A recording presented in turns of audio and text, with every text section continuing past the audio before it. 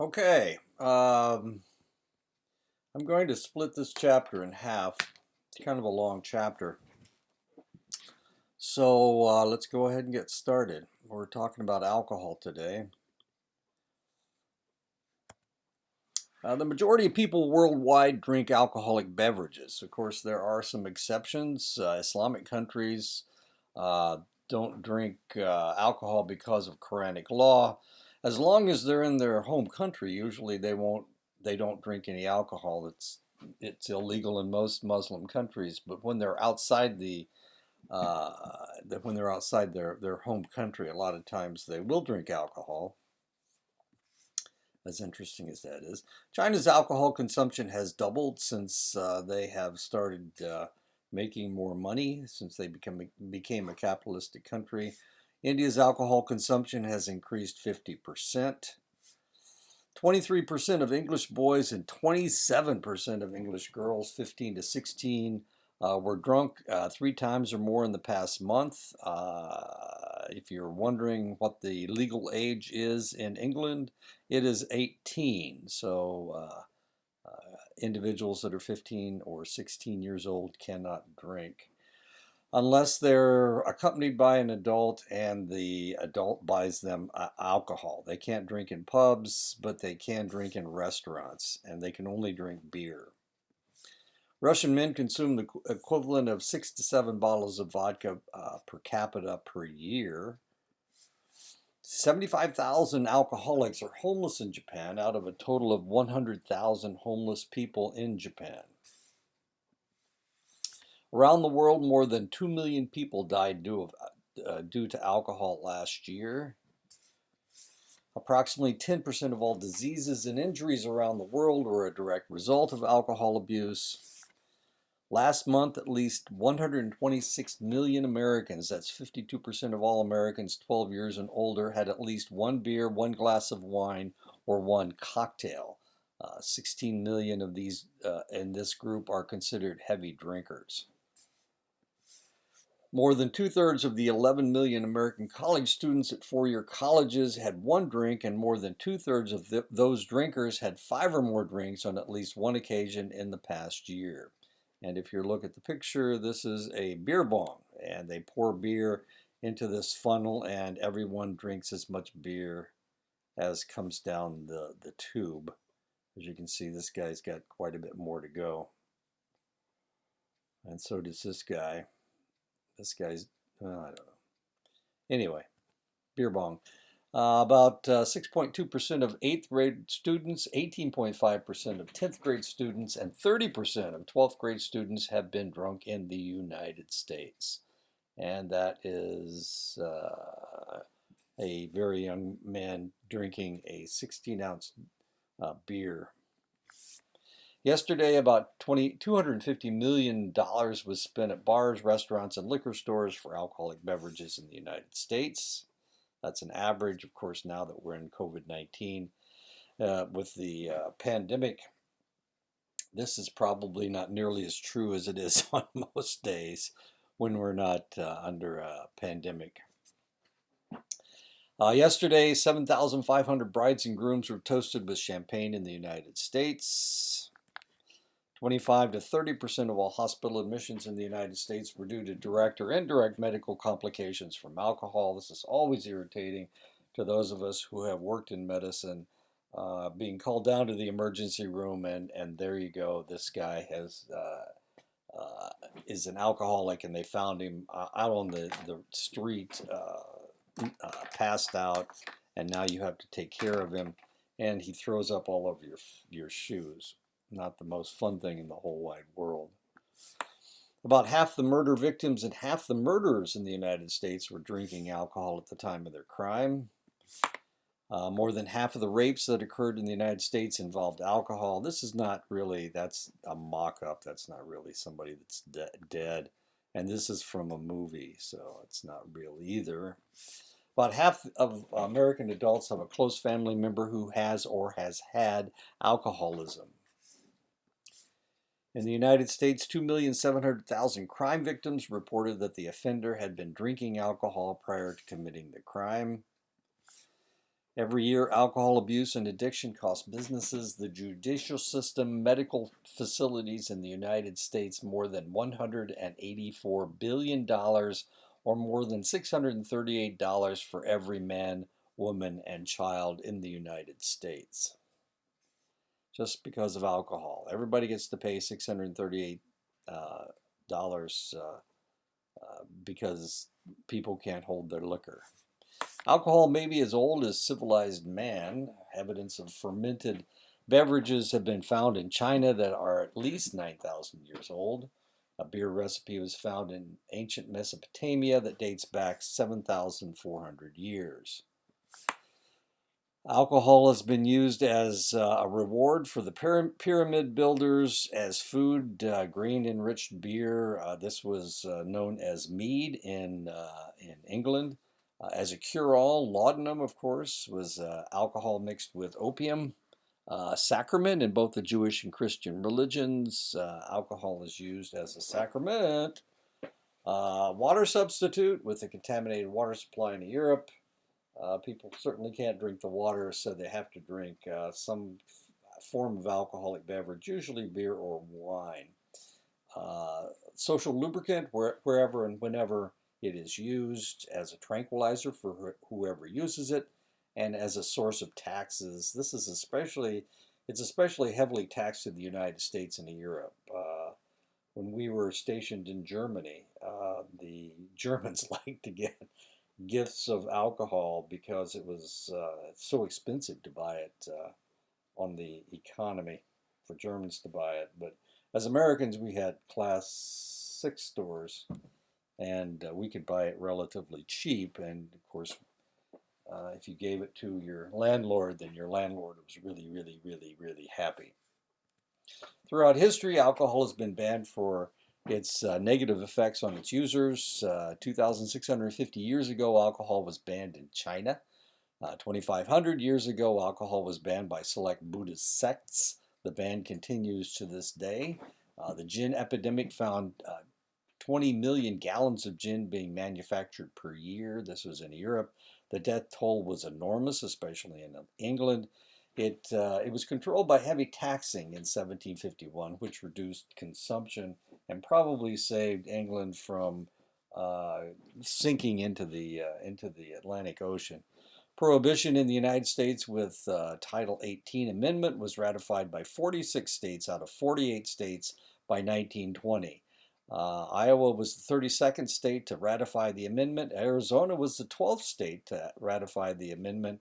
And New Mexico was the 41st state to ratify the 18th Amendment. It was repealed, of course, in 1933 at the beginning of the Roosevelt administration. And he died of heart disease that was exacerbated by his heavy alcohol usage, Franklin Delano Roosevelt. It was repealed in with the 21st Amendment in 1933. Alcohol prohibition or even control has often run into a stone wall. Attempts in sub-Saharan Africa to control beer consumption has been impossible because of the fairly nutritious home-brewed beer that provides a modicum of grain in with the beer. The Pilgrims loved their grog. This idea followed through to the Revolution as alcohol sales and taxation provided needed revenue to finance the war. Temperance began in the United States in 1840, but it wasn't successful until 80 years later in 1920 when the 18th Amendment was passed. Alcohol continues to provide revenue for governments in the United States. The federal government taxes alcohol manufacturers $13.50 on each 180 proof gallon. A gallon has 5/5 in it. That's why they call it a fifth. It's a fifth of a gallon. So those strange bottles, why are they shaped and look the way that they do? It's because they're all 1/5 of a gallon. The states average a little less than half that much at $6.50. So for every gallon of alcohol, it costs $20 in taxes. And divide that by 5, of course. That's $4 a fifth in federal and state taxes. Beer and wine are taxed differently. About a nickel a drink goes to the federal government per beer, for each can of beer. Wine is taxed by alcoholic content. If the wine has less than 14% alcohol, it is taxed at 21 cents per fifth. 14 to 21% alcohol is taxed at 31 cents per fifth. 21 to 24% alcohol is taxed at 62 cents per fifth. Naturally sparkling wine is taxed at 67 cents per fifth, and artificially carbonated wine is taxed at 65 cents per fifth. There are hundreds of different alcohols ranging from deadly poisonous to barely toxic. The alcohol that people drink is ethyl alcohol. That's also the alcohol in your gasoline. That's what is mixed with gasoline to make your car run. I live in Iowa, so most of the gasoline that we put in our cars has about 10% is about 10% ethanol. There are some cars that can run on 85% ethanol, and that tends to be a little bit cheaper. The next most common alcohol is methyl alcohol or wood alcohol or methanol. Ethyl alcohol is also called grain alcohol, ethanol, or ETOH. That's what we called it in the laboratory. We called it ETOH. Okay, there are other types of alcohol. Isopropyl alcohol or isopropanol is a solvent used in medicine. So if you're having your blood drawn or having a shot, they'll wipe your arm off with isopropyl alcohol.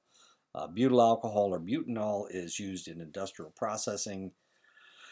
Many beverages with over 2% alcohol are called alcoholic beverages. So if it has less than 2% alcohol, it is not an alcoholic beverage. And this is one of the reasons why they put alcohol in mouthwash. Mouthwash is less than 2%, therefore they don't have to call it an alcoholic beverage.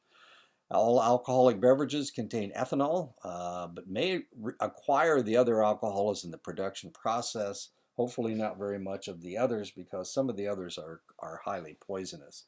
Additions due to production are called congeners, which add distinctive tastes, aromas, and colors to the beverage. So you have ethyl alcohol or ethanol, and if they put something else in it, it's a congener to give it a different flavor, like gin or, it's hard for me to talk about these things.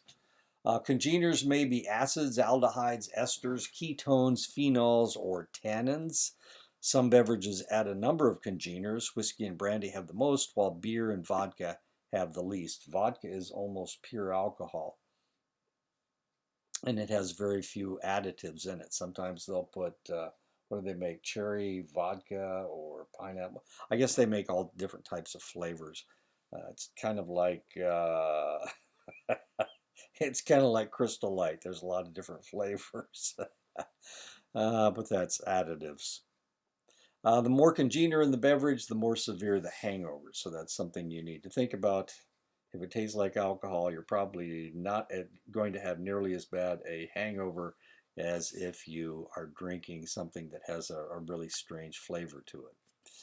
Methyl alcohol is fairly toxic and has a curious affinity for the optic nerve. During Prohibition in the United States, some bootleg manufacturers mistakenly added methanol to their beverages to increase the alcoholic content. The result was often blindness for the individual drinking the alcohol, or in extreme cases, it killed the person. Not a good idea. Alcohol comes in three different categories: beer, wine, and distilled spirits.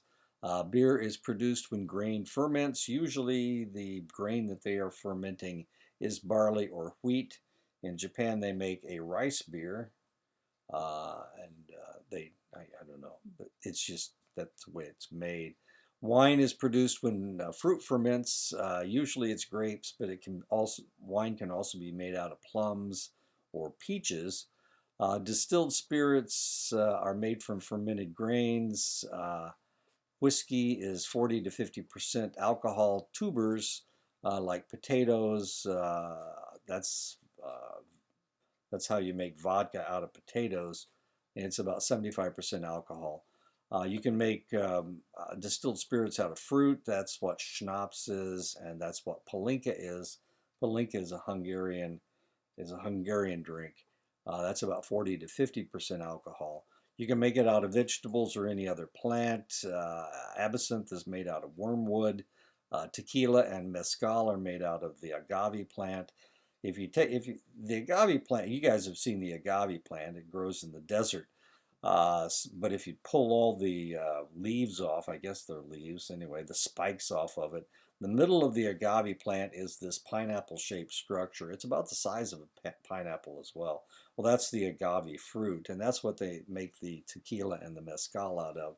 Rum is between 40 and 75%. Well, all of these alcohols, absinthe, tequila, mezcal, and rum, are between 40 and 75% alcohol. Rum is made out of sugar cane, and once upon a time, they produced sugar cane, and they couldn't transport the sugar or the cane. It was just too heavy and too expensive. So what they did, they distilled it and they made it into rum, and so they created a lot of rum, and that's how they transported their sugar. We did the same thing with corn. We made corn whiskey out of it in the early days of the U.S. Government, U.S. Republic. They made instead of trying to transport all that corn, corn on the cob or even corn in the grain, it was just too heavy to transport. So what they would do, they would make it into corn whiskey, and it was a lot easier to transport. You can also make distilled spirits out of other fermented beverages, such as wine. That's how they make brandy.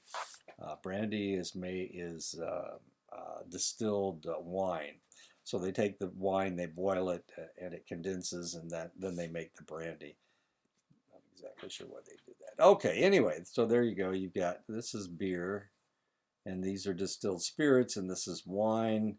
About 5 ounces of wine produces the same amount of alcohol as 1.5 ounces of distilled spirits or 12 ounces of beer. So if you drink a can of beer, it's about the same thing as a 5-ounce glass of wine or about a highball glass of distilled spirits.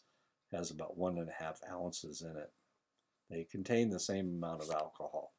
So if you drink, a 6-pack of beer, that's like drinking 6 glasses of wine or six highballs. Beer, the first indication of beer consumption comes from about 10,000 years ago. Beer is made from grains, usually barley, but sometimes wheat, which have been allowed to sprout and then crushed and fermented with hops and yeast. As you can see, there's 6 different types of beer. There's ale, which is between 5 and 6% alcohol. There's stout, such as Guinness.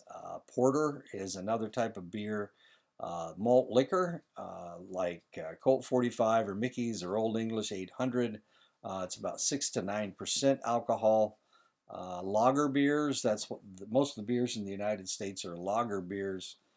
They're a little bit lighter. They have 3.2 to 5% alcohol.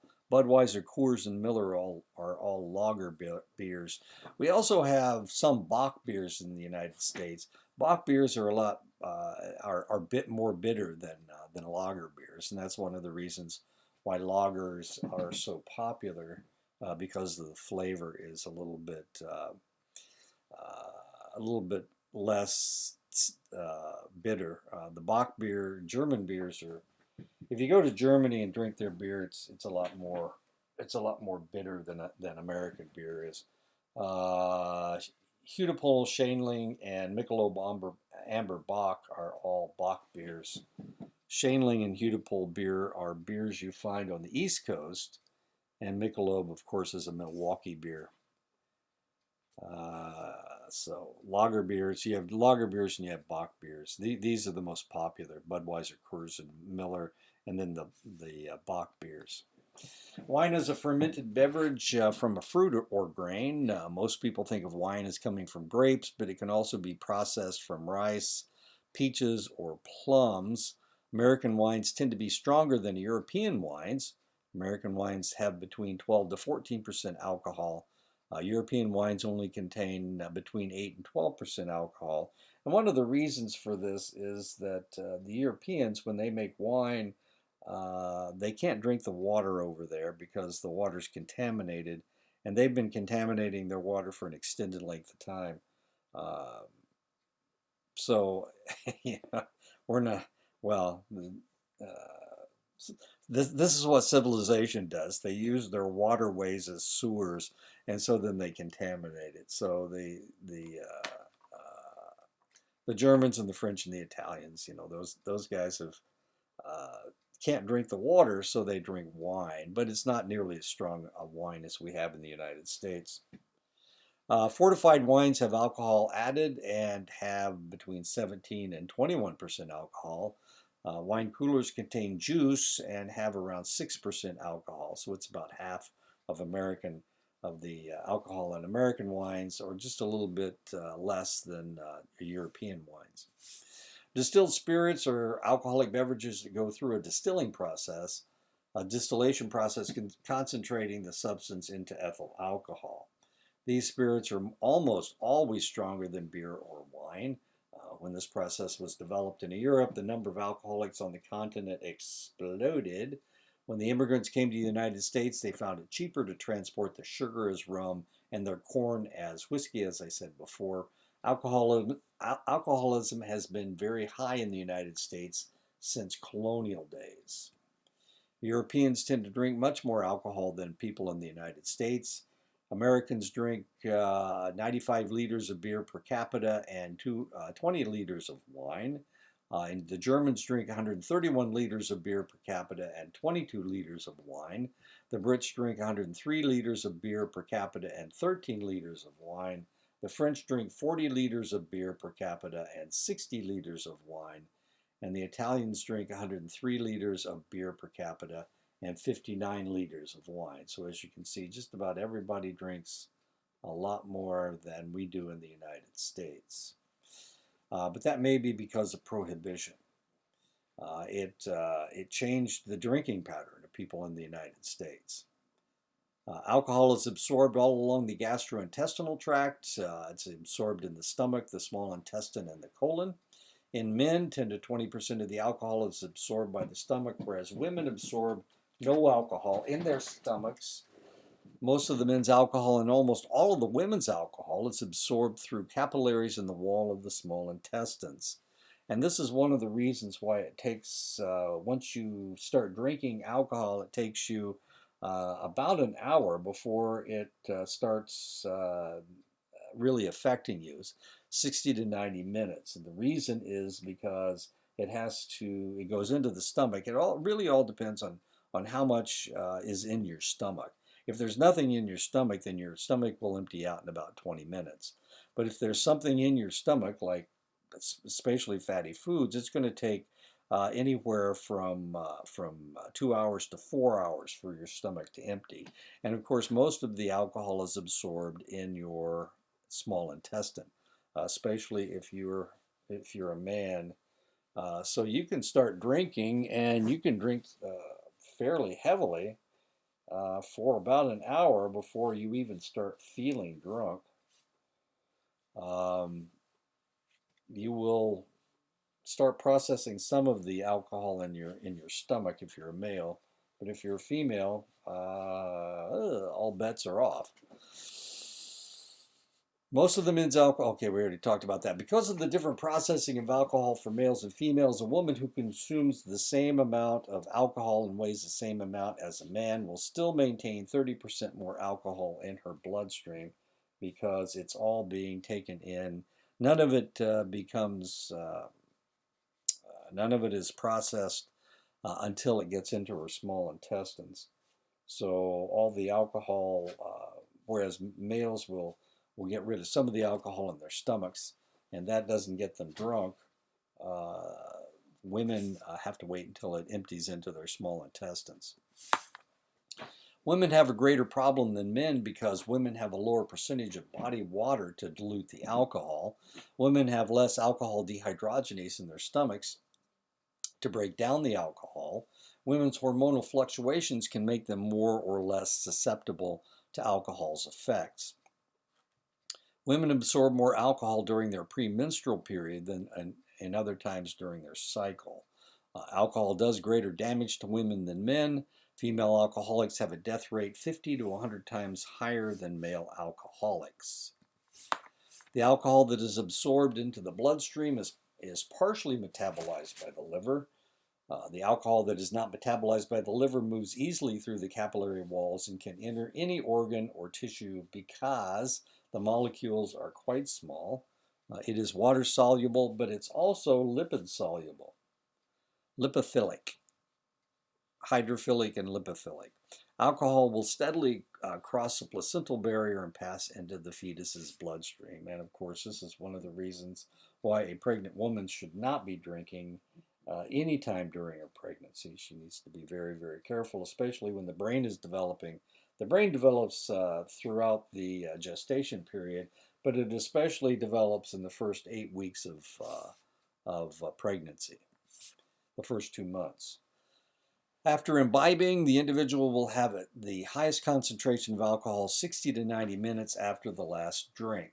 Rate of absorption determines the degrees of effects, which can be influenced by your body weight, your body fat, the amount of fat that your body has, your body chemistry, your emotional state, your health status, and your temperature and the barometric pressure. When it's colder outside, you absorb more alcohol. When it's hotter outside, it's a little bit easier to dissipate that alcohol in your sweat. But of course, when it's cold, you're not really sweating.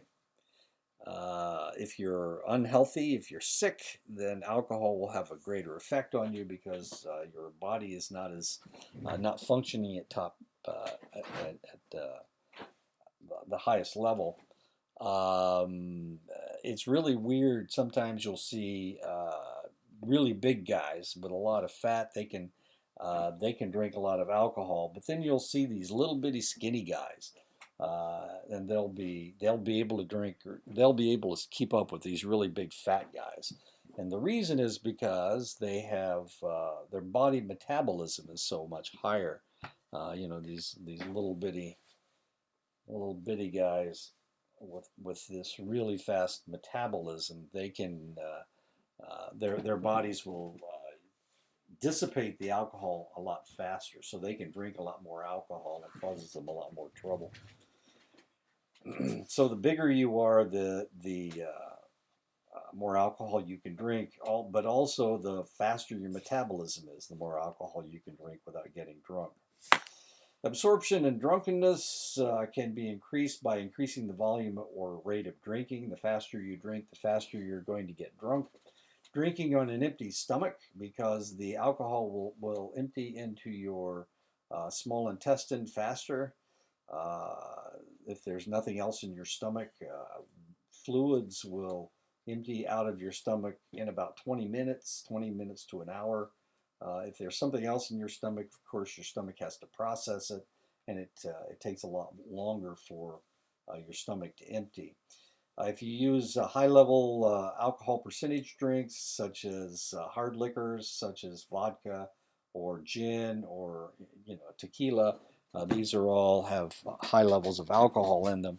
If you drink carbonated beverages, such as champagne or tonic water, or if you mix it with pop, this will get it into your system a lot faster. If you warm the alcohol, it will get you drunk a lot faster as well. You can slow absorption or lessen the effects of alcohol by eating before or while drinking. The fattier the foods, the better it is, because it takes longer for that food to be processed by your stomach. And the longer the alcohol stays in your stomach, the less effect it has. Most of the alcohol is absorbed in your small intestine. So the longer you keep it in your stomach, especially if you're a male, of course, the alcohol dehydrogenase will work on that alcohol and get rid of a lot of it. So potentially, if you eat a lot of fatty foods while you're drinking your alcohol, you can drink a lot more alcohol. And you can also dilute the alcohol with ice, water, or juice, and that will reduce the effect of the alcohol as well. 2 to 10% of alcohol will be excreted before metabolism occurs. The remaining 90 to 98% of the alcohol is metabolized through oxidation by the liver and excreted through the kidneys and the lungs. And this is one of the reasons why you can smell alcohol on people's breath. When I worked in the emergency room, or worked in the emergency room, a lot of times they'd call me down to draw blood, and I'd run down to the emergency room. And boy, I'll tell you, before you even got into the into the emergency room, you could tell that somebody who had been drinking was down there, because the air was just full of fumes of alcohol. And of course, you can tell the difference between isopropanol, which has a fairly caustic smell, and ethanol, which has kind of a sweet smell. It it smells different. It's kind of like the old copying machines used to use alcohol to put the ink on the paper, and they it always smells it always smelled pretty good because it had ethanol on it. So when you take in ethanol, what the order of oxidation is that the ethanol is broken down by alcohol dehydrogenase, and it produces acetaldehyde. The acetaldehyde is broken down by acetaldehyde dehydrogenase, which creates acetic acid. The acetic acid is broken down by oxygen, which creates carbon dioxide and water. And of course, the carbon dioxide, you breathe it out through your lungs, and the water you excrete in your urine. This is really kind of an interesting process, because the more you drink, the more you're going to have to urinate, and of course, you're breaking down all that alcohol into water. Acetaldehyde is a substance that resembles formaldehyde. You remember formaldehyde? That's the stuff that you preserve body tissue in. You can keep something forever in formaldehyde. It pickles the whatever you put in it. And of course, acetaldehyde is very toxic. You should never ever drink formaldehyde. It's poison. It is a toxin. So anyway, it has been speculated that American Indians may have a high alcoholism rate and advanced cirrhosis because of disruptions of the acetaldehyde dehydrogenase and alcohol dehydrogenase in their systems. This, along with the binge pattern of drinking, increases the likelihood of an unfortunate outcome for drinking with American Indians. In other words, they tend to drink if they have alcohol, they drink a lot of it at one time. That's a binge drinking pattern. So if they work through the week, they start drinking on, well, it really all depends on the individuals we're dealing with. Anyway, American Indians tend to have acetaldehyde dehydrogenase and alcohol dehydrogenase disrupted systems. It's really kind of curious, because Asians, especially Japanese, they have a problem with the acetaldehyde dehydrogenase. And for that reason, when they drink alcohol, their face turns red, which is kind of curious. They get rosy-cheeked. It's almost instantaneous when they drink. Individuals may use home remedies to keep from getting drunk.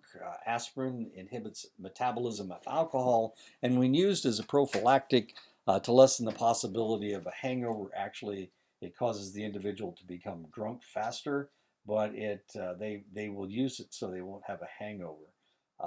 Once upon a time, after my first wife left and before I married my current wife, I had a pseudo girlfriend who was a nurse, and of course she thought she was real smart about these things. She drank a lot, and when she drank, she would, if she knew she was going to drink that night, if that was her plan, she always went to bed with a beer, which I found kind of off-putting. But one of the things that she did, she would take aspirin before she went out to drink, and she thought that what was happening was that it was keeping her from getting a hangover.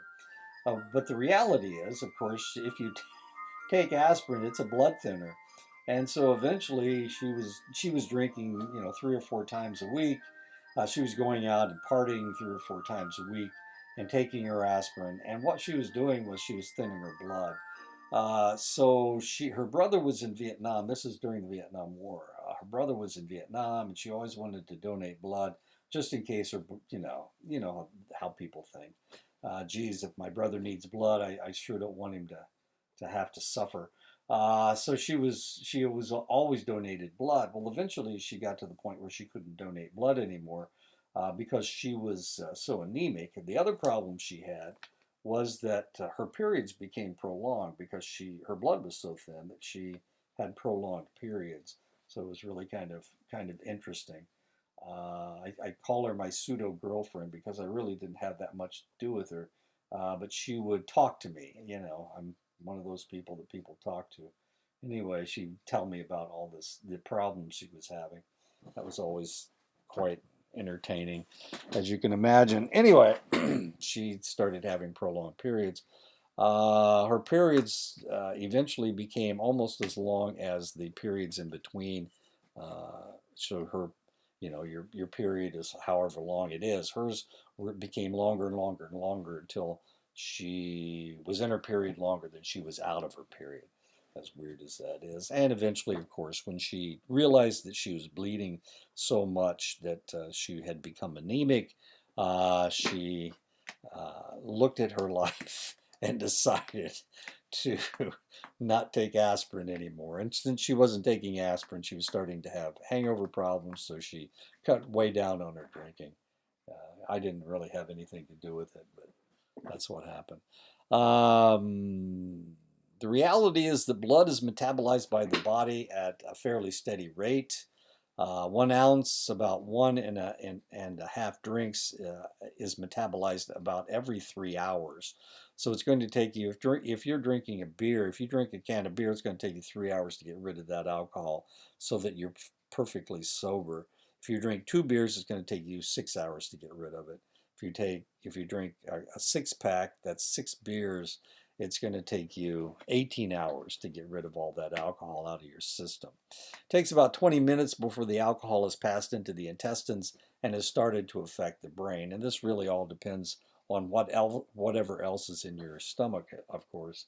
If there's nothing else in your stomach, then it starts to it will go pass into your stomach in about 20 minutes.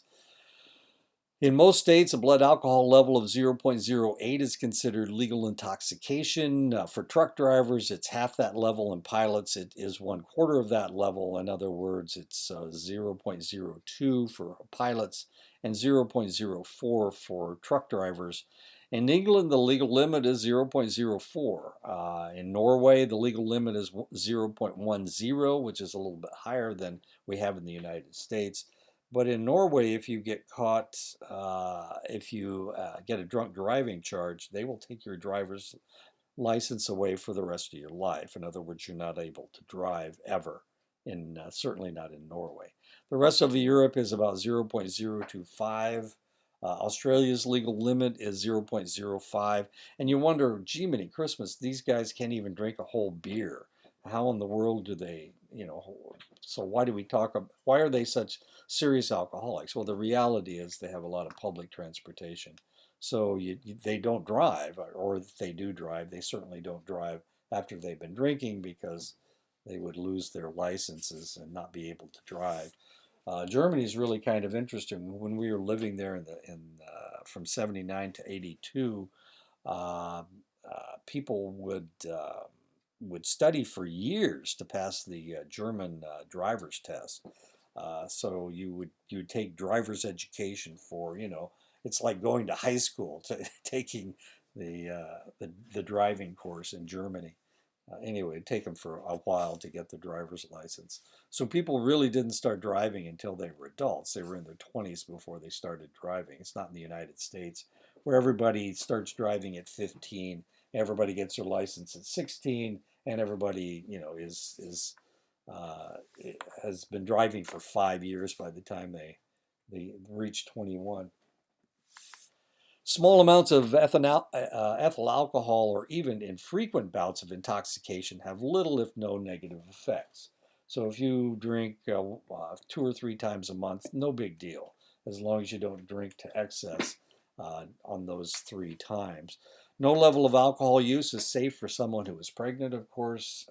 The baby, uh, if you drink any alcohol, if you take in any alcohol, then the baby takes in equal amounts of the alcohol that you're taking in. Not a very good idea. So for a pregnant woman, no alcohol is any good. Any mental or physical problems that an individual has can be aggravated by alcohol. Some people are allergic to alcohol and its congeners. Some have a high genetic or environmental susceptibility to addiction, and that was theoretically the problem with Edgar Allan Poe. He was he was susceptible to addiction, and it wouldn't take very much alcohol to really make him drunk, and that's one of the reasons why he wanted to not drink alcohol. He went to West Point. He went to West Point and was kicked out because of his drinking.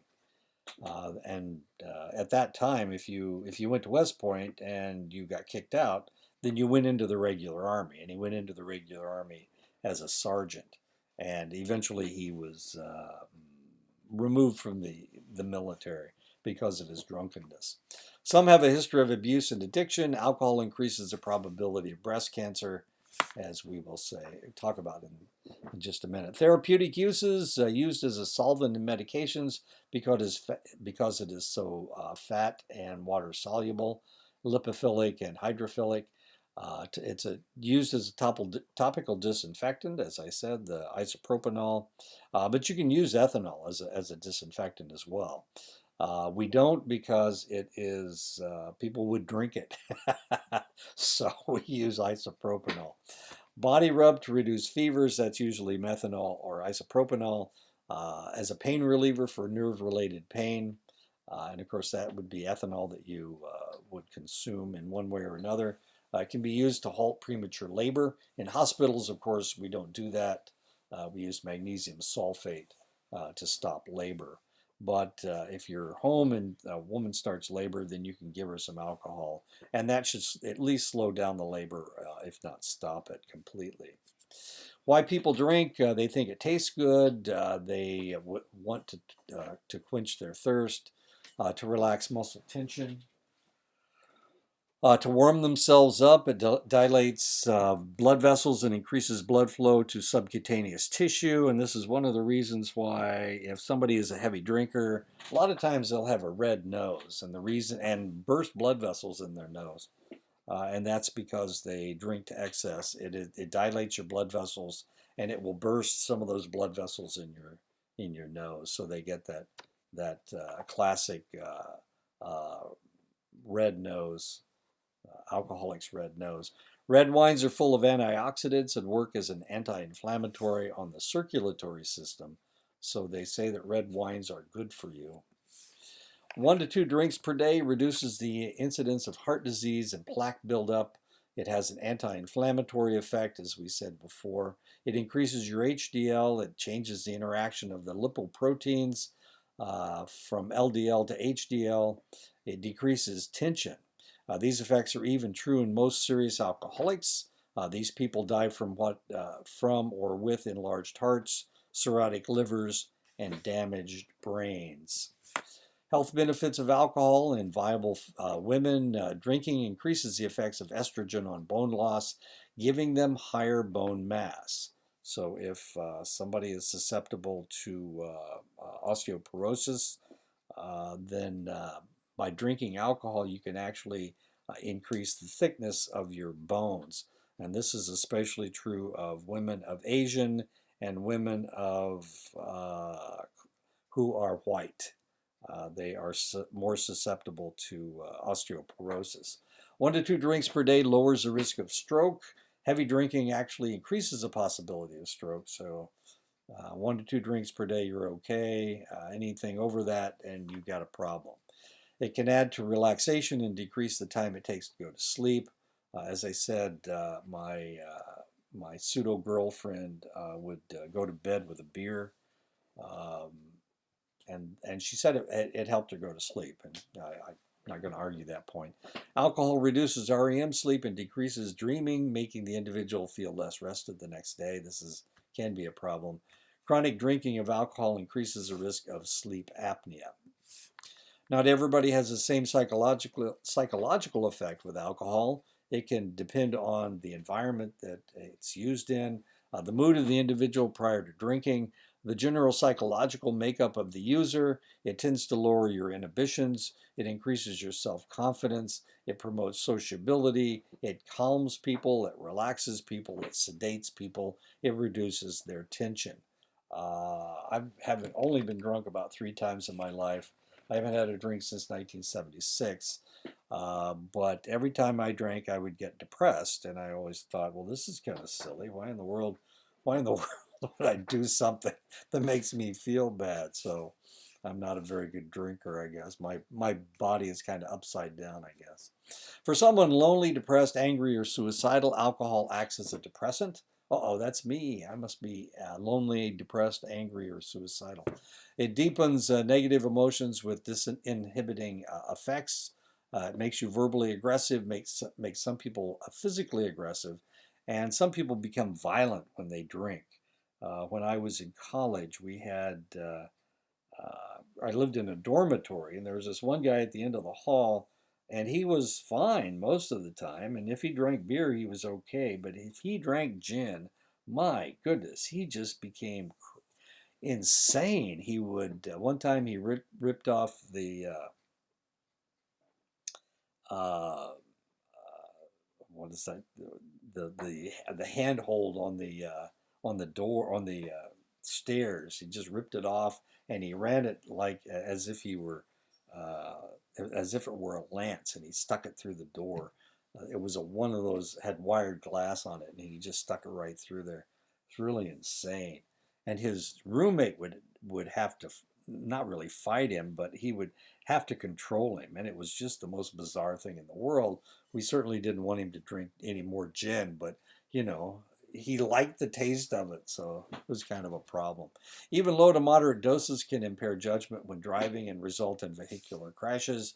It leads to high risk sexual behavior, activity because of all of these things that it does to you. It reduces tension, sedates, relaxes, and calms you, and makes you more likely to want to have sex. Neurotransmitter affected by alcohol. Alcohol initially causes a release of serotonin, raising your mood. Excess use depletes your serotonin, causing depression. Dopamine is released, giving a surge of pleasure. These are D1, D2, and D3 sites. This is in the mesolimbic reward pathway. It will make you feel better. It makes you feel pleasure. Alcohol causes a release of norepinephrine, resulting in positive mood and raised self-esteem. And this is one of the reasons why, what did we say? It increases your self-confidence. It lowers your inhibitions, and that has to do with your norepinephrine. Enkephalin is released, reducing pain. So they can damage themselves, they can injure themselves, and they won't feel it. Glutamate is released in a pleasurable reinforcing drink. Endorphins and anandamides are released, reinforcing drinking. NMDA receptors are inhibited, impairing your memory, which is maybe a good thing because you do things and you don't remember it the next day, or you say things and you don't remember it the next day. GABA is released, lowering inhibitions and slowing the brain. So most of these things are good things, but some of these things, ouch, the memory goes away, and it lowers your inhibitions and slows your brain. Of course, if you're driving your car and something happens, of course, you're not driving very well to begin with. You're driving down the road and you're drunk. It slows your reaction time, and that's not a good thing at all. Alcohol and sex. At low doses, alcohol increases desire in both males and females. It can intensify orgasm in females. It decreases erectile function and delays ejaculation in males, which is not a good thing. Alcohol has long been mythologized as a sexual lubricant, though its effects should not always lead to this reality. Unfortunately, among adolescents, 39% of males and 18% of females believe that a drunk female is fair game to have sex forced on her. And of course, we've had this This has come to the courts lately. Individuals have forced into females into having sex when they were drunk, and then they have accused the individual of rape. Unfortunately, we're looking at 4 out of every 10 males, 2 out of every 5 males think it's okay to force sex on a female that's drunk, and 1 out of every 5 females think it's okay, and that's a lot if you think about it. So that's a kind of an interesting group of people. Maybe all these people are fraternity and sorority people. I don't know, but this is a good reason to stay away from at least this 2/5 of the male population or 1/5 of the female population.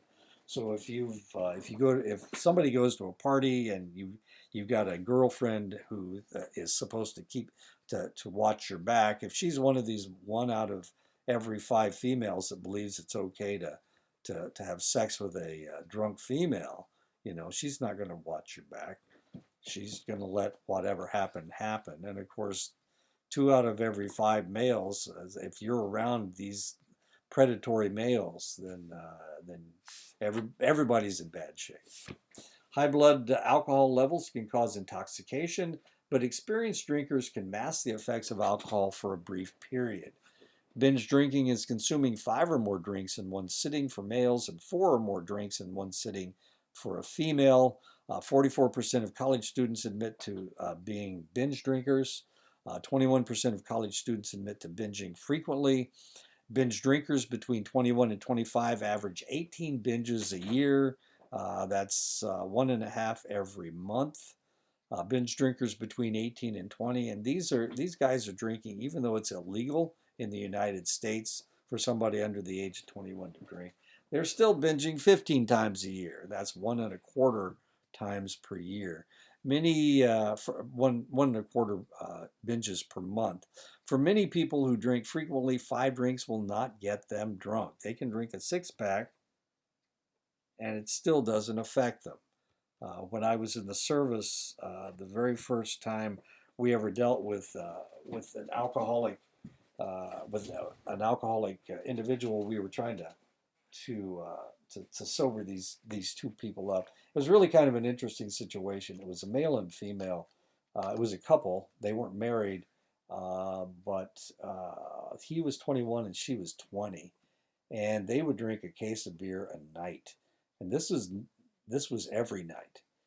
They were drinking a case of beer. Her drink was Heineken, and his was Budweiser, if I'm remembering correctly. Anyway, we were able to sober her up. We were able to detoxify her, but as soon as we detoxified him, he went right back to drinking. She didn't, and of course they kind of broke up after that. But it was really kind of a strange situation. They would drink a case of beer a night. She didn't get pregnant. I don't know. Anyway, she left him after she sobered up, and he wouldn't. And eventually we sent him down to San Antonio. We were in Lubbock, Texas at the time. We sent him down to San Antonio to sober up, and I think they kicked him out of the service because he never came back. Heavy drinking is consuming 5 or more drinks at a sitting at least 5 times a month. With heavy consumption, the drinker can no longer control their mood from the alcohol. The depressant effect takes over. Their blood pressure is lowered. Their motor reflexes slow. Their digestion and nutrient absorption becomes inefficient. Body heat escapes rapidly because of chronically dilated blood vessels. Sexual performance becomes unlikely. Their speech slurs, their muscle coordination becomes questionable, and their alertness decreases. High doses of alcohol, blood alcohol test level of 0.12. That's 1.5 times what is the legal limit in the United States. May cause mental confusion, mood swings, loss of judgment, emotional turbulence, slurred speech, loss of emotional control, disturbed REM sleep and dreaming, fatigue during the day, insomnia at night, bedwetting, apnea in the form of snoring. That's 0.12. And of course, the legal limit is 0.08. Alcohol consumed at high doses rapidly can lead to alcohol poisoning at a blood alcohol test level of 0.40. And if you remember, that was Amy Winehouse when she poisoned herself with alcohol, had a little bit over 0.40. This will cause a depression to the central nervous system. The person becomes unconscious. They go into a coma. They go into respiratory arrest. They go into cardiac failure, and eventually they die. Now, the problem is, once you put alcohol in the system, there's nothing that we can do. Once it's in there, we can't get it out. We can't draw off your blood to lower your blood alcohol level. All we can do is hope that you don't go into seizures or go into a coma, and there's actually nothing we can do for you. So if somebody comes in with alcohol poisoning, we can try to dilute your blood with a an IV. We can put an IV in your arm and try to dilute out the alcohol, but it's not going to dilute that out fast enough. So if you've consumed so much alcohol that you've poisoned yourself, there's nothing we can do. All we can do is watch you lay there in a coma, and eventually, of course, you don't wake up. When other depressants are in the system, such as opiates or sedative hypnotics, metabolism is slowed and the possibility of death increases. Unfortunately, I've been in on about a half a dozen of these cases where individuals came in with alcohol poisoning. Usually it was somebody who was a teenager. A lot of times it had to do with fraternities, unfortunately. But there's just nothing you can do. All you can do is watch them and hope that they come out of it, come out of their coma. And of course, you put the IV in their arm, but there's nothing else you can do. You can't give them a drug that neutralizes the alcohol. The alcohol just moves through your system way too fast, and once it gets into your system, it's in your system for good, and it's got to be metabolized by the liver. So if you've taken in, I don't know, if they're making you chug a lug tequila or whatever, and you don't have a tolerance to alcohol, there's nothing we can do. We can't get it out of your system. With novice drinkers with a low tolerance, the deadly effect of alcohol will begin at a lower level, a blood alcohol test level of around 0.20. 0.20 would be how many drinks? One drink is 0.8, so that's 2.5. Yeah, 2.5 beers. So, and you build up a tolerance relatively quickly. So if you're used to drinking alcohol, you drink a couple beers, you're 16 years old and you drink a couple beers, and you get to the point where you can drink 6 beers and you don't have that much of a buzz, then you build up a tolerance level. But if you are a novice drinker, and somebody talks you into drinking tequila, then that's a lot of alcohol you're taking in.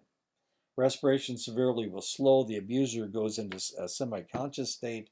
Vomiting occurs usually, but remember, if they don't have something else in their stomach, then it only takes about 20 minutes for that alcohol to empty out of their stomach into their small intestine, and that's where most of the damage is done. I guess we could give them something, and we do. Sometimes we'll give them Epicac and make them vomit, and they vomit whatever's in their stomach. But if it's in their small intestine, there's nothing we can do. So say the guy was drinking and he passes out. He's 18 years old and he's at a fraternity house and they're making him chug a lug tequila. He passes out and they throw him and he's not breathing very well, and his color, he starts turning blue. They'll throw him in the car and they'll drive over to the emergency room. Well, if it's been 20 minutes since he drank that alcohol, it's already emptied out of his stomach and into his small intestine, and there's nothing we can do. I guess we could probably try to, they talk about flushing somebody out, but when they do that, what they normally are doing is that they are putting IVs in their arm, and of course we'll make them vomit, but a lot of times doesn't make any difference. The abuser may aspirate vomitus, blocking the lungs or leading to introduction of the acidic substance, contaminating the lung tissue. And of course, alcohol is it's a toxin. So if it gets into the delicate tissue of your lungs, then it can cause all kinds of interesting problems, potentially pneumonia, and of course, that will lead to death as well. About 1/3 of all drinkers and 2/3 of all drunks experience blackout. During blackouts, a person seems to act normally and is awake, but afterward cannot recall anything that was said or done. Blackouts are caused by an electrochemical disruption in the brain. Even a small amount of alcohol might lead to a blackout. Blackouts are considered an early indication of alcoholism. A partial recall of events is known as a brownout. When I was working up on the Fort Belknap Reservation, a lot of people told me that they had problems with blackout. So when they drank, they didn't remember anything, which didn't make a whole lot of sense to me. And why in the world would you drink to the point where now all of a sudden you're doing things and you don't even know what you're doing? There was a case on the Fort Belknap Reservation where an individual, these two native guys were drinking, and they drank a lot.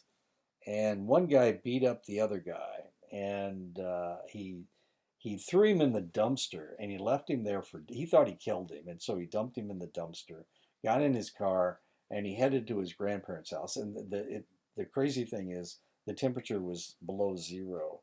And so he heads for his grandparents' house because the crazy thing is he wanted to change cars, but before he got to his grandparents' house, he wrecked the car, ran off the road, and so he goes to his grandparents' house, and they won't give him their car, and so he kills his grandfather, and then he kills his grandfather's girlfriend, and he steals their car, and eventually of course, he gets caught, but he claimed that he was blacked out at the time and that he didn't remember any of it.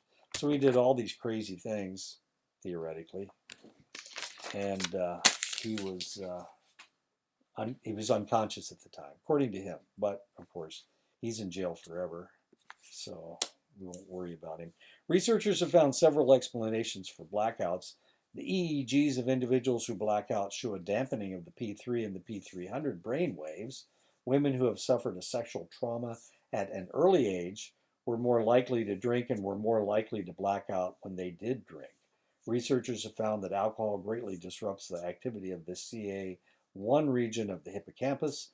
The CA1 region of the hippocampus facilitates the formation of memory. Alcohol also disrupts the NMDA receptor in the hippocampus. This receptor allows for long-term memory to be formed. No one is quite sure why hangovers occur. It has been speculated that the more congeners in the alcohol, the more likely the individual will suffer from a hangover, though even pure alcohol will leave someone with a hangover to some extent.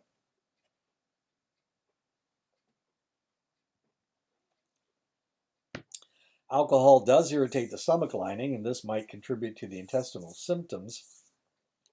Other symptoms and results include low blood sugar, dehydration, and tissue degeneration. The bottom line, however, is that the more alcohol consumed, the more severe the hangover. Hangovers are the most severe many hours after the alcohol has been completely eliminated from the system. Nausea, vomiting, headache, thirst, dizziness, mood disturbances, abbreviated sleep, sensitivity to light, sensitivity to noise, dry mouth, inability to concentrate, a general depressed feeling. Chronic high-dose users are the most likely to suffer from hangover. And here's a guy laying in a puddle of water on the street. The best way to control the side effects of alcohol is to control the amount of alcohol consumed. The elimination of alcohol from the system is a constant 0.25 to 0.33 ounces of alcohol eliminated per hour. Hangovers are caused by an imbalance of your hormones, your enzymes, your body fluids, and your body's systems. Until these come back into equilibrium, the symptoms will persist. So how long will you have the hangover?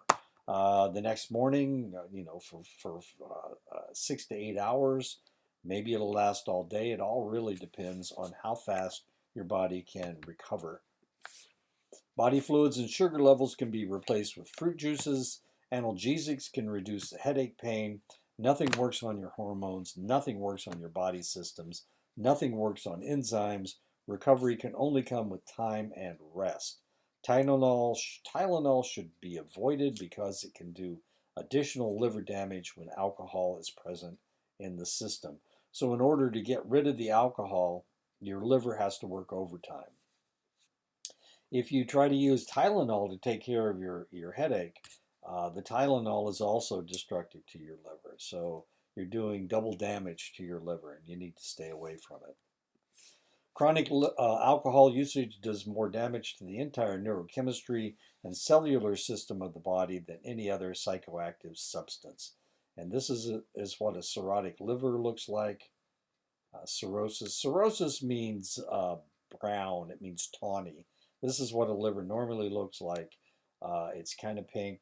It's not very large. This is a fatty liver, of course. You can see here's the crease, and there's the crease right there. And as you can see, a lot of this is dead. That's because that's necrotic tissue. That's dead tissue. And that's why it turns so brown. Alcohol especially affects. One time I was when I was working in Oklahoma, the doctor called me and he said, "You got to palpate this guy's stomach." And of course, he said, "Look for his liver." And your liver's right under your rib cage. You know, it's right here. And of course, mine's right there. I can feel it. It's right under my rib cage. And you can probably do the same thing. You kind of suck in your lungs, and you can palpate your liver. It's right under your rib cage. But this guy went over there, and I started feeling for his liver, you know, and he was laying down flat on his back. So here I am. I'm trying to palpate his liver, and it felt hard, right below his rib cage. And I followed it down, and I followed it all the way down to his pelvis. This guy's liver was so fatty that it had expanded that much, and it was laying on his pelvis. It had pushed all of his intestines to the side, and the liver was distended all the way down to his pelvis. He didn't live very long. He was in pretty bad shape, but I'd never felt anything like that before. It was really kind of weird. Alcohol especially affects the digestive system and the liver because it is the organs of these systems that deal with the alcohol in its purest form. It is these systems that are tasked by the body to rid the entity of this toxin, and it is a toxin. 80% of the alcohol is metabolized by the liver. High doses and chronic usage damages the liver and compromises its function. You get fatty liver, you get a form of hepatitis and cirrhosis. And anytime you have hepatitis, the individual starts suffering from jaundice. Jaundice is where things turn yellow. Their skin turns yellow, their eyes turn yellow, their irises of their eyes turn yellow. If you look at their gums, they have a yellow tint to them. If you look at the beds of their fingernails, they look yellow, as strange and horrible as that is. Accumulation of fatty acids in the liver can occur after only a few days of heavy drinking.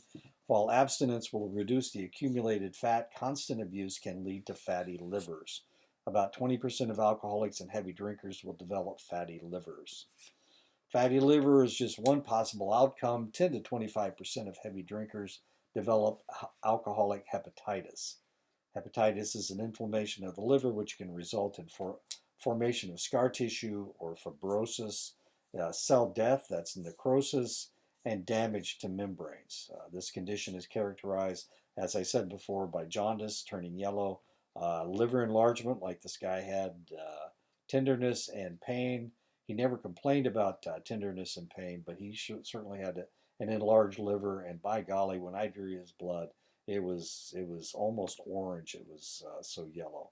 Abstinence is the only cure, but the liver damage is permanent.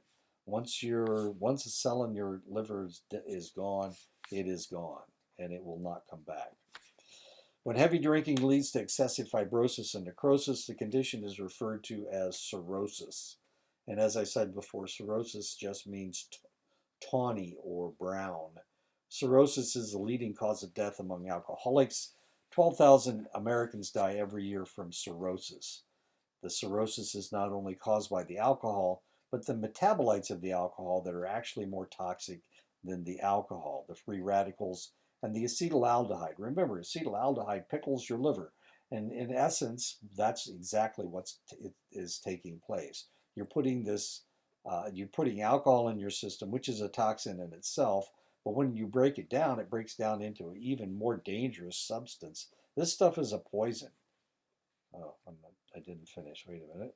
Okay. It usually takes 10 years of steady drinking to achieve cirrhosis of the liver. 80% of all cirrhosis in the United States is caused by alcohol. 2.5 times more men die of cirrhosis than women. Hispanics seem to be the most sensitive to cirrhotic effects of alcohol, followed by African Americans and then by whites. Unfortunately, the people that we see drinking more than anybody else are Hispanics and whites. African Americans are smarter than that. They don't drink nearly as much as white people and Hispanics do. Rates of cirrhosis in the United States have waxed and waned along with the popularity of alcohol in the culture. Before Prohibition, 17 out of every 100,000 people suffered from cirrhosis. 17 out of every 100. In 1932, at the end of Prohibition, the level had dropped by more than half to 8 to 100,000 per 100,000 people. If you think about it, Prohibition was in effect for what, 13, 14 years, and it dropped by half in 13 years. By 1973, the disco era, the level was 14.9 per 100,000. In 2004, the level had dropped to 9 per 100,000. I just looked this up before this lecture. In 2017, the level had dropped to 5.9 per 100,000. The state with the highest level of cirrhosis of any state in the Union is New Mexico. As strange as that is, and we won't speculate as to why New Mexico has the highest level. Arizona, not so much, but New Mexico, it is huge. Other countries, especially European countries, have rates of cirrhosis that eclipse that in the United States, as in 2017 it was 5.9 per 100,000. Kazakhstan, 23.9 per 100,000. Germany, 15.4 per 100,000. Italy, 13.9 per 100,000. Spain, 12.2 per 100,000. France, 12.1 per 100,000. Japan, 7.2 per 100,000. The Brits, the United Kingdom, 6.4 per 100,000. Australia is only 4.6 per 100,000, as storied drinkers as they are. Israel, 4.9 per 100,000, and Greece, 3.4 per 100,000. Low doses of alcohol actually aid in digestion. Moderate to excessive doses induce overproduction of stomach acids, which causes the delay of the emptying of the stomach. Excessive use can cause gastritis, inflammation of the stomach, inflammation in the esophagus, inflammation of the small intestines, inflammation of the pancreas, pancreatitis, which is caused by blocked ducts or overproduction of digestive enzymes, ulcers, stomach hemorrhage, gastrointestinal bleeding, and cancer. When I was in the service, this was I joined the Air Force in 1971 and I got out in 1983. So I was in during the Vietnam War. During that time, it was we were encouraged to drink alcohol. It was part of the culture. So there were a lot of people, as I said, we had that 20 and 21-year-old who were alcoholics that we had to treat. But there were a lot of alcoholics, especially enlisted personnel. We had this one sergeant that came in with pancreatitis. His pancreas, for some reason, was very sensitive to his drinking.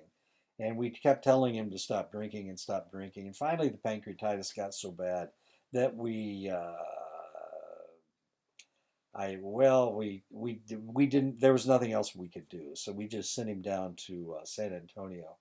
And the assumption was, and anytime we sent somebody down to San Antonio, they never came back. Either they died or they kicked them out of the service. This guy, we never figured we'd see him again because his pancreas was eating itself up. And so when he went down there, he actually stopped drinking, and he stopped drinking fairly quickly. And he put himself on this really heavy duty exercise program where he ran and he ran and he ran. And he came back. He had a hole in his side from the pancreatitis. The pancreas, of course, produces these fairly caustic enzymes, and it had eaten a hole through his stomach, and he had this god awful scar on his stomach. And he'd go out and run every day at lunch, and you could see him running along the flight line. But he had and he would never wear a shirt. And he had this really nasty scar on his stomach. Anyway, he came back. He's one of the only people that ever came back, which was kind of nice. We didn't save him. I guess they saved him down in San Antonio. Actually, the running saved him. He turned his life completely around. Strangely, you can live on alcohol as each drink carries about 150 calories, but it tends to, because remember, one of the things that happens, alcohol breaks down into sugar in the stomach almost immediately. Sugar, acetaldehyde, and anyway, when you break it down, it breaks down into sugar. It tends to be poorly nutritional as there are very few vitamins, minerals, or proteins. If you drink beer, of course, it has there are more vitamins. There's more in beer than there is in the hard liquors or in the wine. Now, there's some vitamins in the wine as well. Heavy drinkers may receive half their calories, little nutrition from their drinking. B1 deficiencies can lead to beriberi, heart disease, peripheral nerve degeneration, pellagra, which is a disease of the gums, scurvy, or anemia. With heavy usage, intestinal complications may occur, which can result in secondary malnutrition, where nutrient absorption is impaired. Alcohol is so toxic the liver must work overtime to rid the body of its effects. Unfortunately, the other important function of the liver is to store glucose for emergencies in the form of glycogen. With the stress of metabolizing alcohol, the liver is too busy to produce and store the glycogen.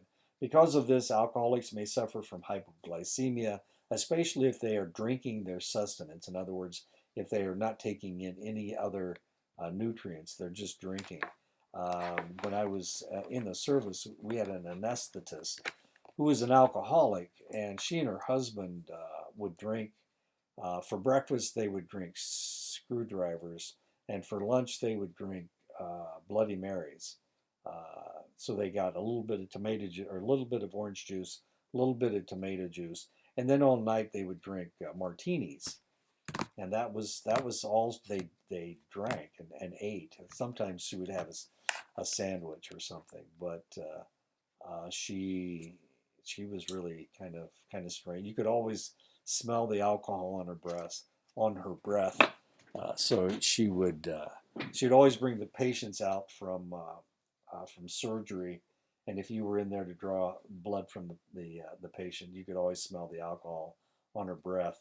Normally they did surgery early in the morning. They did it till noon, not usually in the afternoon. So you could smell the vodka on her breath from her morning screwdrivers. If the individual is taking in sufficient nutrition, the extra carbohydrates in the alcohol can cause hyperglycemia, and that's why a lot of drinkers on the reservation suffer from diabetes, because it causes hyperglycemia. They're drinking too much, and that, of course, breaks down into sugar, and it causes the hyperglycemia. Light to moderate drinking of alcohol actually can help the heart. Chronic heavy drinking can lead to heart disease by a factor of 6 times, hypertension by a factor of 2 to 3 times, cardiac arrhythmia, cardiomyopathy, enlarged flabby and inefficient heart. Alcohol damages the striated muscles of the heart. The hearts of heavy drinkers is often twice the size of a normal heart. If you remember when we were talking about Sean Penn, Is that the right? No, Chris Penn, his brother Chris Penn, he died of of cardiomyopathy. He had his heart was twice the size. Normally should have been because he was a drinker. 80% of heavy drinkers have heart muscle abnormalities, though only 2% suffer from full-blown alcoholic heart muscle disease. Stroke or other intracranial bleeding because they're diluting their blood with, they're thinning their blood with alcohol. Usually they'll have their stroke within the 24 hours after heavy drinking. They'll just stroke out and die. Celebrities who drank themselves to death, country and western star Hank Williams. Should be senior, not junior. He drank himself to death at age 29. Mickey Mantle, the Yankee baseball star, drank himself to death at 64. Sadly, it was right after they gave him a new liver. He died within a year, died at age 64. Singer Billie Holiday was 44 when she died of alcoholism. F. Scott Fitzgerald, the author of The Great Gatsby, drank himself to death at age 44. He was married to a lady by the name of Zelda. She was considered the first flapper. The flappers were the cool girls of the 1920s. She drank herself into a sanatorium at age 30. She suffered from alcohol-induced schizophrenia, and she stayed in the sanitarium. She was in and out of that sanitarium for the rest of her life, and she lived for 18 more years. She died at 48. Ain't that fun? Ain't we got fun?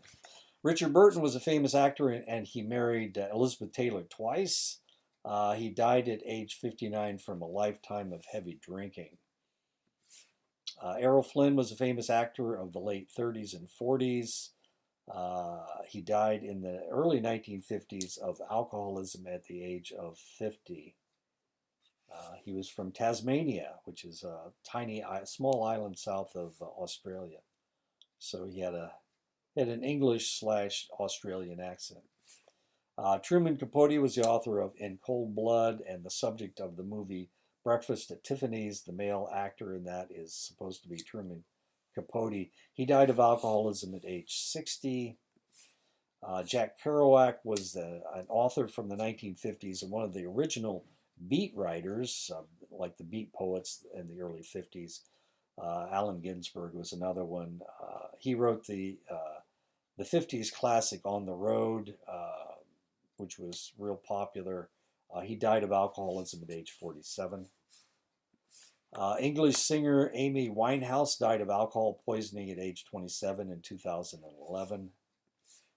Country singer Keith Whitley died of a heart attack induced by an adult life of heavy drinking at age 34. I don't know this guy. I didn't really know Amy Winehouse, but she's fairly notorious for, well, all of her tattoos. I'm not sure why she has a naked woman on her arm. We won't go into that, I guess.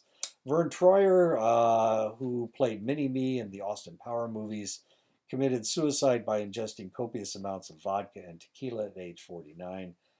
He was a very small person, and of course he couldn't tolerate that much heavy alcohol. Jeff Hanneman of the thrash metal band Slayer died after a life of heavy alcohol consumption at age 49 as well. Alcohol kills brain cells by limiting the brain's ability to use glucose and oxygen, though low to moderate doses don't seem to cause permanent damage. Heavy doses cause direct damage to nerve cells.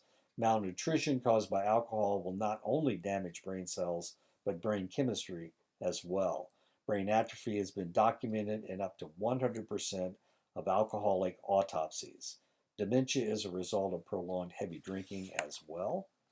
I have wait a minute, he's my nephew-in-law. He died at age 46. He drank himself to death. And we didn't even know he was a drinker. That's how weird it is. But yeah, It was kind of weird. Heavy drinking can lead to two serious brain maladies: Wernicke's encephalopathy, which causes symptoms of delirium, imbalance, visual problems, and ataxia. That's where you can't moving your lower extremities is difficult for you, so you have a hard time walking. Korsakoff psychosis is the symptoms are disorientation, memory failure, and a thing called confabulation, where you repeat false memories. So somebody tells you, "Did you see that spaceship that landed in on the Saley campus?" Then you would start repeating it like you had not only seen it, but that you had seen it, and that's known as confabulation. So you can get these people to tell all kinds of crazy stories. Epilepsy is also related to heavy alcoholic intake. Epilepsy is 10 times more prevalent among alcoholics. The reproductive system and sexual desire are also affected by alcohol, whereas light drinking actually lowers inhibitions and increases desire and the intensity of orgasms. Heavy drinking decreases desire and lessens the intensity of orgasms. Research with heavy female drinkers found that 36% only had orgasms 5% of the time. Chronic drinking can inhibit ovulation. It can decrease gonadal mass. It can delay menstruation. It can cause sexual dysfunction. It can promote infertility. It increases the chances of spontaneous abortion. Whereas low to moderate drinking can lower inhibitions and enhance the psychological aspects of sexual activity in men, chronic heavy use can lead to the inability to perform the sex act. Research found that 71% of alcoholics suffered from erectile dysfunction compared to only 7% of abstainers. Chronic heavy usage leads to a lowered testosterone and an increased estrogen level. I want you to think about this. So your testosterone level goes down and your estrogen level goes up. So if you've got somebody that's a heavy drinker, he is going to become more feminine because his estrogen level is going to increase and his testosterone level is going to go down. It can cause male breast enlargement, testicular atrophy, where your testicles shrink up. It can lower your sperm count, especially since your testosterone becomes lowered. You lose your body hair, as weird as that may seem, and of course you lose your sexual desire because your sexual desire is controlled by your testosterone. And since your testosterone is lowered, there you go. Performance anxiety, once sexual activity is resumed, is very common for these individuals. So they become non-functional as far as sex is concerned. The most serious effect may be social. Drinkers tend to socialize mainly in bars and at parties where normal sexual relationships are circumspect. There was a movie, it had Nicolas Cage in it, and I can't remember her first name. Anyway, she was a prostitute, and he was trying to drink himself to death. Dead and dying in Las Vegas or something. Anyway, the idea was theoretically he's drinking himself to death, and so she wanted to have sex with him before he died, and so theoretically she had sex with him, and then he died. The probability of this man drinking himself to death and then being able to perform a sex act is fairly remote. It's nigh on to impossible. While the connection between the breast cancer and drinking is questionable, the possibility of developing cancers in the areas that come in contact with the alcohol is 6 times greater than those who do not imbibe. Mouth cancer, throat cancer, esophageal cancer. These cancers are 7 times more likely for those who use tobacco but do not drink. For people who drink and smoke both, the possibility of developing these cancers increases by a factor of 38. And also, of course, liver cancer. The Japanese suffer from stomach cancer, and that's not only because of the alcohol, but also because when they smoke, they swallow the smoke. They don't draw it down into their lungs, they swallow it, and it goes down into their stomach, as weird as that seems. So they tend to develop stomach cancer. Wait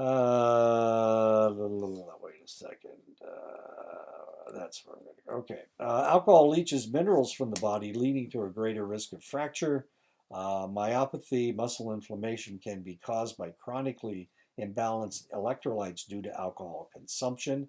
Dilation of blood vessels near the skin can lead to a chronic reddish complexion, while the toxic effects of alcohol may lead to thinning of the skin.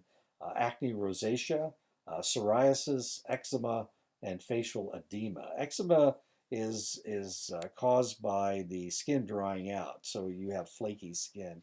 And of course, alcohol, since you're trying to dissipate it through your skin, it tends to dry out the skin and it gives you eczema. If you've ever been around alcoholics, a lot of times their faces are puffy. This is because when you damage tissue, uh, in order to protect itself, it fills up with fluid. And this is known as edema, where it fills up with fluid. So anytime you do that, and that's one of the reasons why when you're damaging your liver, you're destroying these cells. Well, it's filling up with fluid, and the fluid turns into fat. Heavy drinking disrupts the immune system, but especially white blood cells, making the individual susceptible to infections, especially respiratory infections. Alcoholics develop tuberculosis. Pneumonia is very common among them as well. Tuberculosis, we thought we had eradicated it at one point, especially in the United States. But people who were homeless and our alcoholics started developing tuberculosis, and it's really difficult to control. Chronic heavy usage of alcohol can make the individual a great deal of fun. They have memory problems, they have hallucinations, they are paranoid, they have severe depression, insomnia, intense anxiety, amnesia, and blackouts due to the damage to the frontal lobes and the hippocampus. The individual often has problems with concentration and implanting new information in the brain. On the average, heavy drinkers reduce their lifespan by 15 years. And as we saw with these celebrities, wow, here I am 70 years old and I'm still functioning. I'll be 71 next month. In less than a month, I'll be 71 years old. Now, I'm not a drinker. Haven't had a drink since 1976, and here I am fairly functional. We're going to stop right here, and I will finish the chapter next week, okay? So you guys stay safe. Stay sober, certainly. My goodness gracious, after all that I've told you about alcohol, this is probably not the thing that you want to start pick up as a hobby, as you can see. And this is not very funny. Um, the truth is that my mother was a nurse, and she worked in the emergency room, and she used to come home with stories all the time. Usually it had to do with, she told us stories about drunks all the time. And it really irritated her that she had to deal with these people. Of course, she wanted to go up and she wanted to help women have babies, and she wanted to help in ICU, and she wanted help in CCU. But they would call her down, and she would have to deal with these damn drunks in the emergency room. And for that reason, and then of course I got into medicine and I learned exactly the same thing. Of course, I may have been prejudiced because of what my mother said, but it's this is just crazy stuff. And I don't have a very good opinion of people that drink. Uh, and it's mainly because of what I learned from my mother and what I experienced myself when I was in the service, watching all these crazy people try to detoxify themselves. The guy with pancreatitis.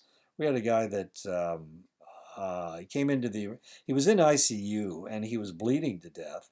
And the reason he was bleeding to death was because he was an alcoholic and he had bleeding ulcers in his stomach. And we couldn't stop the bleeding. So what they made him do was eat ice chips. And so he kept swallowing these ice chips. We kept pumping the blood in and he kept throwing it back out. Or he kept throwing up and of course he's bleeding. But eventually we got him stabilized. Doggone it. And we used every unit of blood in the blood bank almost. He was O positive, so that was just about it. All that we could. I mean, we gave him just about everything. And I worked all night, and I had to work. Once you start cross matching blood, you can't stop. you have to do it. You can't hand it off to somebody else. So I worked until noon the next day. I'd already worked a 12-hour shift, so I worked an extra 4 hours, just cross-matching blood for this guy. And damn it, it wasn't a week later that I checked him into the morgue because he had drunk himself to death, and he had started hemorrhaging, and he bled to death after he had checked himself out of ICU. Not the smartest thing in the world to do. Anyway, so stay sober and stay safe, and I'll see you next week. And let me turn this thing